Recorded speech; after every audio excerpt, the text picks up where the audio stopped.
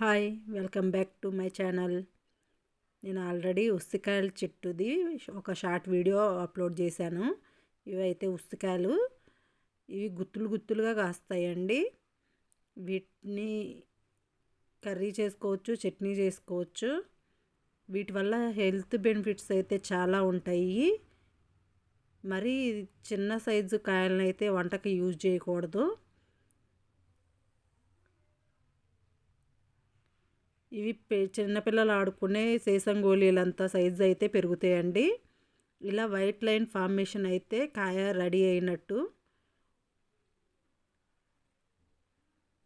వీటిని ఇలా డైరెక్ట్గా యూజ్ చేయకూడదు. వీటిని ఎలా వాడాలి కర్రీలో అనేది నేను ఇంకొక షార్ట్ వీడియోలో అప్లోడ్ చేస్తాను. నా ఛానల్ ఎవరైనా ఫస్ట్ టైం చూస్తున్నట్టయితే లైక్ అండ్ షేర్ చేయండి, సబ్స్క్రైబ్ చేసుకోండి. చూశారు కదా చిన్నదానికి పెద్దదానికి డిఫరెన్సు.